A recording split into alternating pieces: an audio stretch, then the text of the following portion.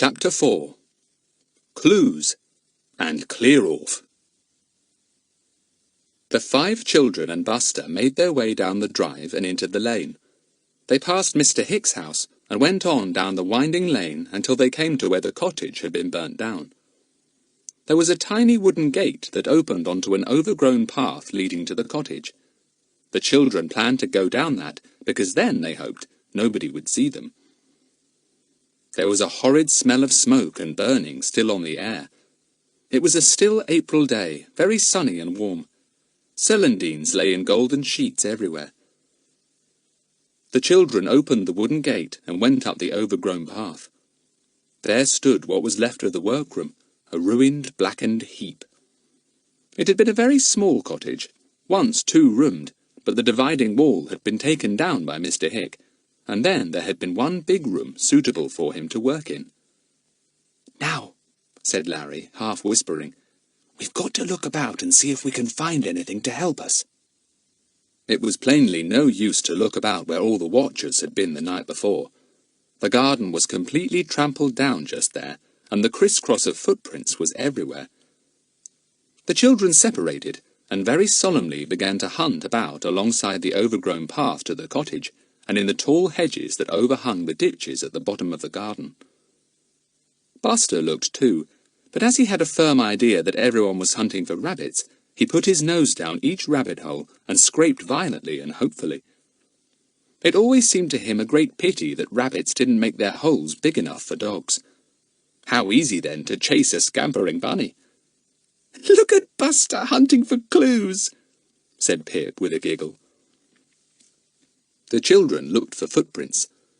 There were none on the path.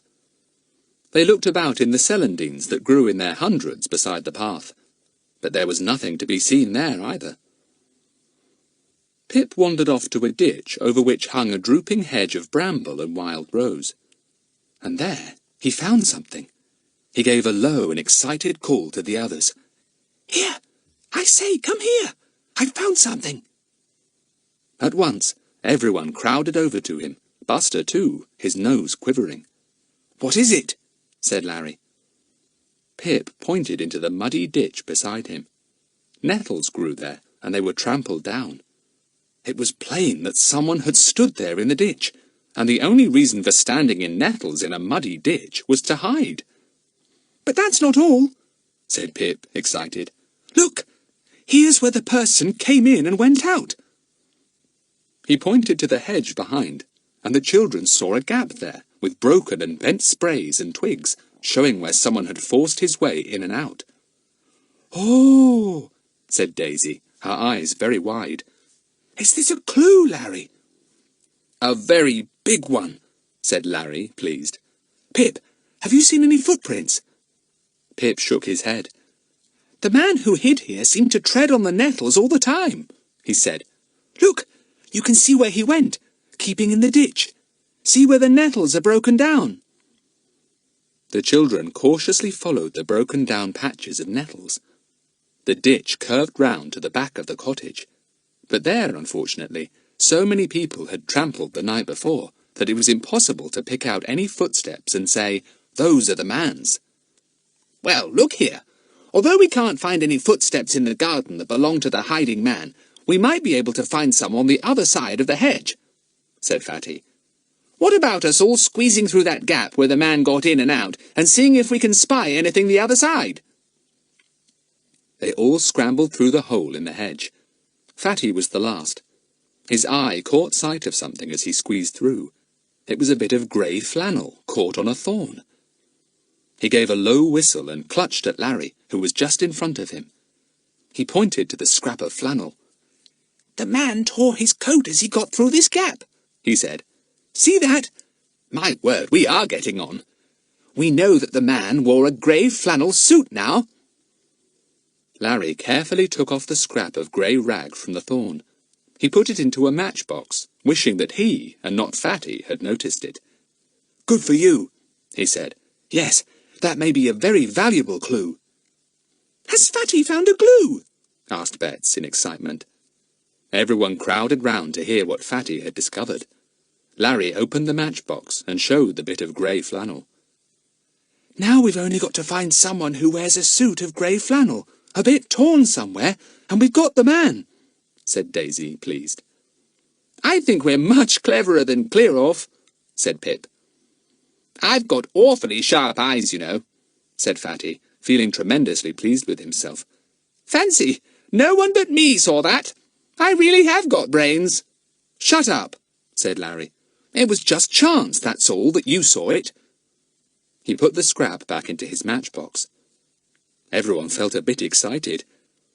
"I like being a find-outer," said Bets happily. "Well, I don't know why," said Pip. "You haven't found out anything yet. I found the place where the man hid, and Fatty found a bit of his coat. You haven't found a thing." It was Larry who found the footprint. He found it quite by accident. The gap in the hedge led to a grassy field where it was impossible to see any prints at all. But the farmer had been along and taken a few squares of turf from a certain part, and at one side, near the edge, was a distinct footprint. "It's the farmer's, I expect," said Pip when Larry showed it to him. "No, there's the farmer's print," said Larry, pointing to a big hobnail print which appeared up and down the bare patch. "This is a smaller print altogether. I shouldn't think it's more than size 8, and the farmer's footprint looks like size 12. It's enormous. I think this must be the print of the man we are looking for. Let's see if we can find another." The children hunted about. Nothing could be seen on the grass, of course, so they went to the edges of the field. And there, Daisy found 3 or 4 more footprints, some on each side of the stile that led out of the field into a lane beyond. "Are these the same prints?" she called. The others came running. They looked hard. Larry nodded his head. "I believe they are," he said. "Look, these shoes have rubber soles with criss-cross markings on them. Pip, run back to that other print and see if the marking is the same, will you?" Pip tore over to the patch from which the farmer had removed the turf. Yes, the criss-cross marking showed up quite clearly in the print. It was the same shoe, no doubt about that. "Yes!" he yelled. "It's the same!" The others were thrilled. They really were getting on.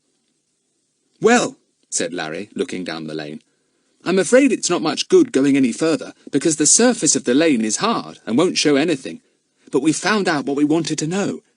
We found out that a man hid in the hedge for some reason, and we know that he wore shoes of a certain shape and size with rubber soles that had criss-cross markings. Not bad for a day's work." "I'll make a drawing of the prints," said Fatty. "I'll measure the exact size and make an exact copy of the marks. Then we've only got to find the shoes, and we've got the man." "We know what sort of shoes he wore and what kind of suit," said Larry, thinking of the scrap of grey cloth in his matchbox. "I bet old Clear-Off won't have noticed anything at all." "I'd better go back to the hotel and get some paper to copy the footprints," said Fatty importantly. "It's a good thing I can draw so well. I won first prize last term for art." "What art?" said Larry. "The art of boasting?" "Aren't you clever?" said Fatty crossly, who did not at all like this sort of teasing.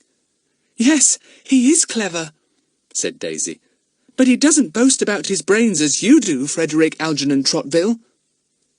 "Let's go back to the burnt cottage and see if there's any other clue to be found there," said Pip, seeing that a quarrel was about to flare up. "Yes," said Bets. "I'm the only one who hasn't found a glue, and I do want to."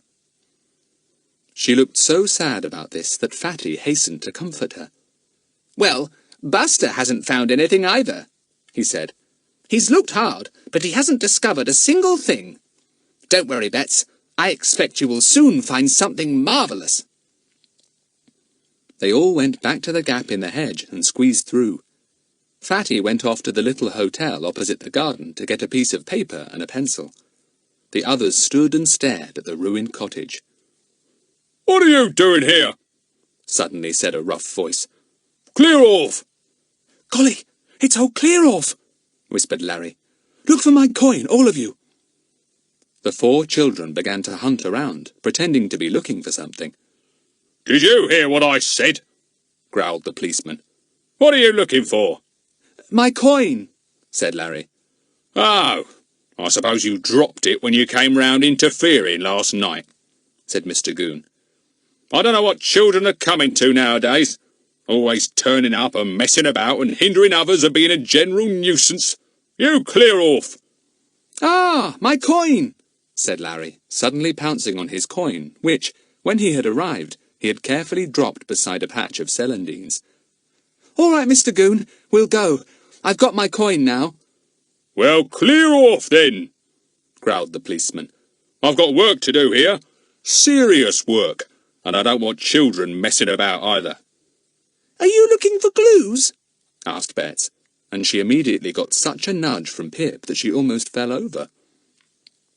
Luckily, Clear-Off took no notice of this remark. He hustled the children out of the gate and up the lane. "And don't you come messing about here again," he said. "Messing about," said Larry indignantly as they all went off up the lane. "That's all he thinks children do, mess about. If he knew what we'd discovered this morning, he'd go green in the face." "Would he really?"